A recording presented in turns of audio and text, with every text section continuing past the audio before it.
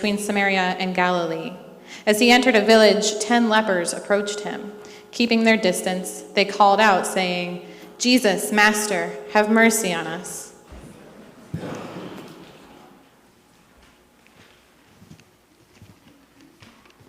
So tonight we have a message about a Samaritan. And where have we heard a story about a Samaritan before? Anyone remember a story about a Samaritan? What do you think? The Good Samaritan. Ding ding over here in the corner. That's right. The Good Samaritan is an excellent example of a very similar thing that's happening. A guy is hurt, and a bunch of people walk by, and they're all people who, in theory, really should have helped the man who was hurt, but walked on by, right? And who was it that actually helped?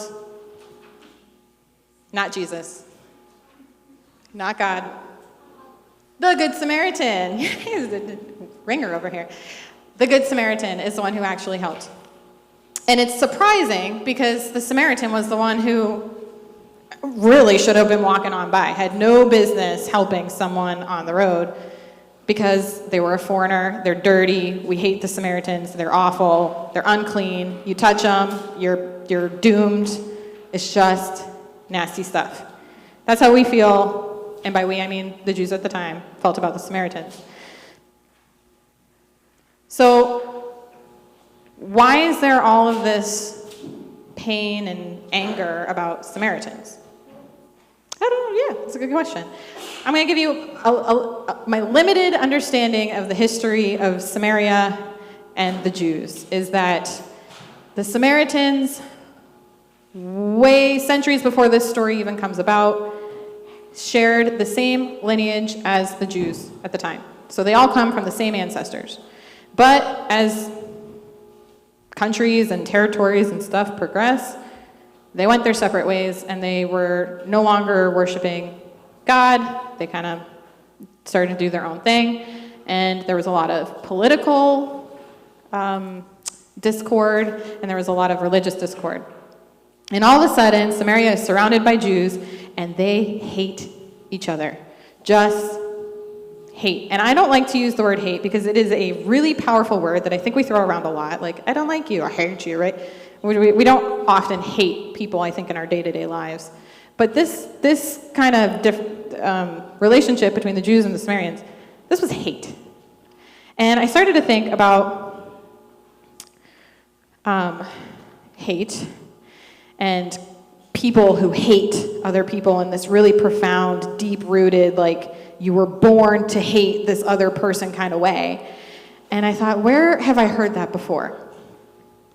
And can you show the next slide for me? This is what I came up with. Does anyone know what that is or where that is? It's a wall, yes. Does anyone know where that wall is? It's not China.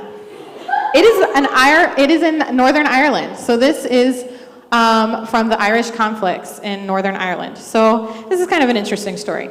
And I've actually been here twice now because my dad lives in Ireland, and it is a fascinating history of hate, where in Northern Ireland, which is its own little country, there is a minority which is Catholic, the Catholic nationalists.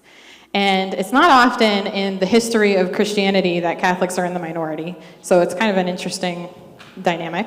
And the majority are Protestants. And for those who might not understand, we are Lutherans and we are also Protestants, but we are like a different type of Protestant, but we are Protestant, just for clarification in these corners over here. Okay, so we have the minority and the majority. And there's a lot of political disagreement, and there's obviously religious disagreement. And it comes to a point, it goes back centuries before the actual conflicts that maybe some of the adults in the room might be aware of. But we're going back to the 1960s, where it was so bad between the Catholics and the Protestants that the British Army said, you know what? Forget it, we're putting up a wall. Because you and your neighbor hate each other so much that you can't even look at each other. We're just gonna build a wall. And that's what happened for 30 years. this wall stood as, like, we're not even going to talk. And for those 30 years, over 3,000 people died because people were flinging fire over the wall, or a bomb, or something scary, right? Because the person over here said, I hate the person over there so much. Who cares about the wall? I'm gonna fling something over. So in the 90s, there was some peace brokered and things got better. But you know what? I just went to the wall, and you can see now that the top is more of like see-through. It's like chain link. And I talked to a local there, and I said, you know, what's going on? And he said, well, the plan is to take down the wall. But there's a lot of fear that if we just take down the wall, all of a sudden, here's some people, neighbors, who haven't seen each other in 30 years. And they're not used to looking at each other. And we're afraid that that's going to just bubble up all this hatred that's just back here somewhere. So they're going to systematically, over like 10 years or something, don't quote me on any of this, it's over a period of time, they're going to take down the layer 1. So they took down layer 1, and then that green part's going to be next, and then eventually the bottom part will be gone. And then there will be no wall. Right? Sure. That's great. The idea is to hopefully not have these barriers, right? But the point, or the reason I bring it up, is because I think it's an objective way, because it's, you know, none of us live in Ireland or dealt with this sort of history in our current lives, I don't think, maybe. And so we can be a little objective, and as I tell the story, it's pretty clear to be like, wow, they hated each other, and that's not good.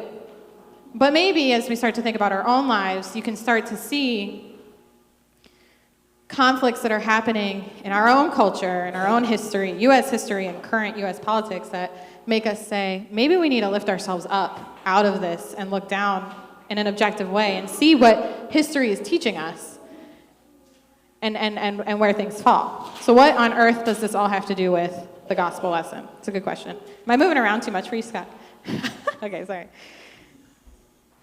I think that the story, some people might read the gospel lesson and think that the purpose of the story is that Jesus is saying, even a Samaritan can say thank you. Why can't you say thank you? Why can't you show gratitude? If even a Samaritan can show gratitude.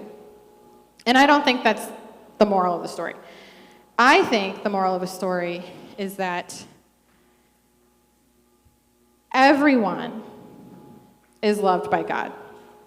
And if we can think of the most nasty, dirty, awful human being on earth that we hate with every fiber of our being, even that person is loved by God, is healed by God, is given the grace of God. What does that do and change for us? I think that's huge, and it's beautiful.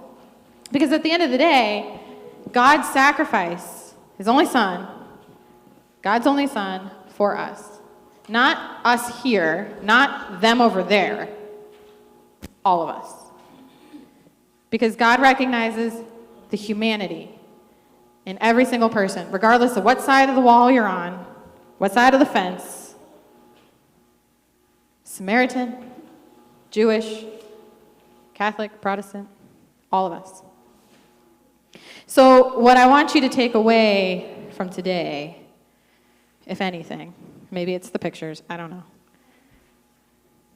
is that sometimes we need to see the humanity in other people when they are being awful, like the worst. Like we start to feel that hate bubbling up. We need to see them from this lens of even God, or God, not even God, but God loves even this person. And I need to check myself in the way I am acting toward this person. And the caveat to that, or the beautiful thing about that, is that maybe someday you're going to be going around being a jerk. And you're going to be the one who people maybe hate. And hopefully they can look at you and say, when you're being nasty and awful and the worst, maybe they can look at you and say, they are human. We have shared humanity, and I need to love them as God loves them. And that is the message I want to leave you with today. I invite you to please